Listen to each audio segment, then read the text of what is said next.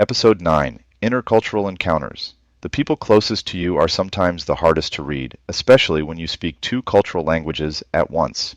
Do you know someone who is married or in a relationship with a person from a different country? Perhaps you are in that situation yourself. These relationships can be among the most enriching of a person's life. Two worlds meeting across a table, two sets of stories, foods, assumptions, and instincts finding their way toward each other. But they can also be among the most quietly disorienting, because when you share a language with someone, it is easy to assume you share a framework. And when something goes wrong, when a promise is not kept, or a boundary is crossed, or a silence means something you did not expect, you look for a reason almost anywhere before you think to look at culture.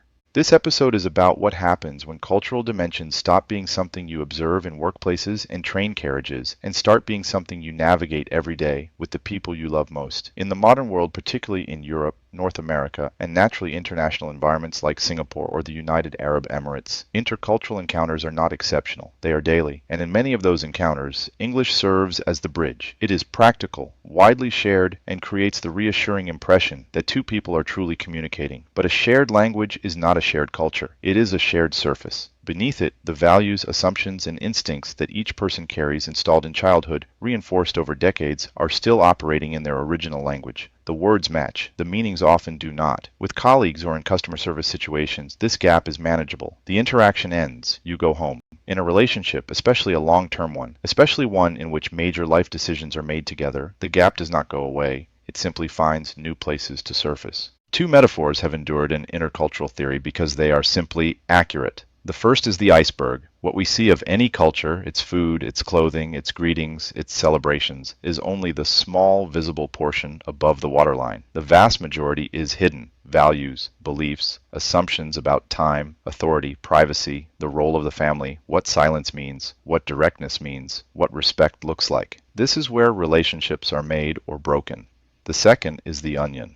Culture has layers, and each layer peeled back reveals something deeper. The outermost layers are accessible with time and goodwill. The innermost, the core values installed in a person before they had the words to describe them, are rarely reached, and almost never changed. When two people from different cultures come together, they tend to meet at the surface quickly and easily. The deeper layers take years to navigate. And some layers, no matter how much love and patience is brought to bear, remain stubbornly, quietly foreign. I once had a student, a young Asian man, engaged to a European woman. They were in a long-distance relationship, making plans to eventually move in together. He came to me one day and mentioned some friction they had been experiencing. His fiancée was frustrated, he said, because he rarely disagreed with her. She felt he never spoke his mind. She did not know what he actually thought about things that mattered. The directness she needed, the explicit exchange of opinions that felt, to her, like genuine intimacy, was something he found difficult to offer. To me, this was immediately recognizable. A high-context communicator in a relationship with a low-context one. He had been raised in a culture where disagreement is rarely stated outright, where harmony is preserved through indirection, where what is not said carries as much weight as what is. She had been raised in a culture where honest disagreement is a sign of respect, where saying what you think, clearly and directly, is how you show someone they are worth your honesty. Neither was wrong. Neither was withholding. They were speaking the same language and living in different communicative universes. I told him about Hofstede. I told him about Hall. He looked at me with the expression I have come to recognize over years of teaching. The relief of someone who has just been given a name for something they could feel but not explain. My wife and I once visited a European friend who had married a deeply high-context Asian man. They were wonderful people, and the evening was warm and easy. We had arrived later than planned, and at a certain point we mentioned that we needed to leave to catch the last bus back to our hotel. Our friend told us not to worry, she would drive us. We relaxed. The hours continued. The drive was mentioned once or twice and gently deferred each time, and then, at some point that was never quite announced, it became clear that we were spending the night. We did. We were not very unhappy about it, exactly, but we had not planned for it, and we had not chosen it. It had simply happened to us. Reflecting on it later, my only convincing explanation was this.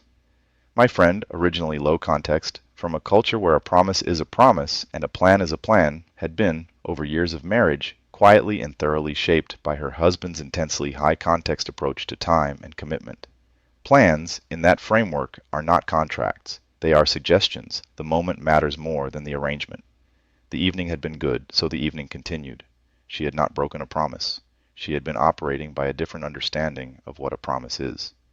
Being in an intercultural relationship, nothing tested the cultural dimensions between my world and my wife's more directly than the birth of our first child. Where I come from, the arrival of a grandchild is a communal event. The grandmother, on either side of the family, expects to be present at the birth or as close to it as possible. She expects, afterwards, to move in temporarily with the new parents, to take over the care of the baby, to give the new mother rest and the new father space to work. This is not an imposition in that cultural framework. It is love, expressed in the only form that feels adequate to the occasion. My wife and I did not want this, not because we did not value the love behind it, but because the thing we were most excited about, the thing we had been looking forward to most, was this new chapter of life, experienced privately as a family of our own. A closed door, a quiet house, and time to find our footing together. That is a low context instinct. Privacy as a fundamental value. The nuclear family as the primary unit, entitled to its own space and its own pace. The high context instinct is the precise opposite. The extended family mobilizes around a new birth because that is what families do. Privacy is not a priority. It is almost an unfamiliar concept in this context. The idea that a couple might want to be alone with their newborn and would find the presence of grandparents intrusive is genuinely difficult to comprehend from inside that framework. The tension did not end at the birth. It continued through the first year of our child's life. Which language would be spoken at home, whether to vaccinate, which school would eventually be chosen. Each decision a small intersection of two cultural operating systems, each one carrying the full weight of everything it had been built on. I am grateful, in retrospect, that my own native culture sits relatively closer to the low context end of the spectrum, and that I had spent enough years abroad to have established a way of living that leaned in that direction. It gave me a foundation to stand on when it was needed most. Over 9 episodes, we have moved through a series of cultural dimensions, each one illuminating a different facet of why people do what they do. But there is a pattern underlying all of them, one that becomes clearer the longer you study this field. High and low context is not simply one dimension among equals. It is the dimension that most reliably predicts where a culture will sit on all the others. Low context cultures tend, as a cluster, toward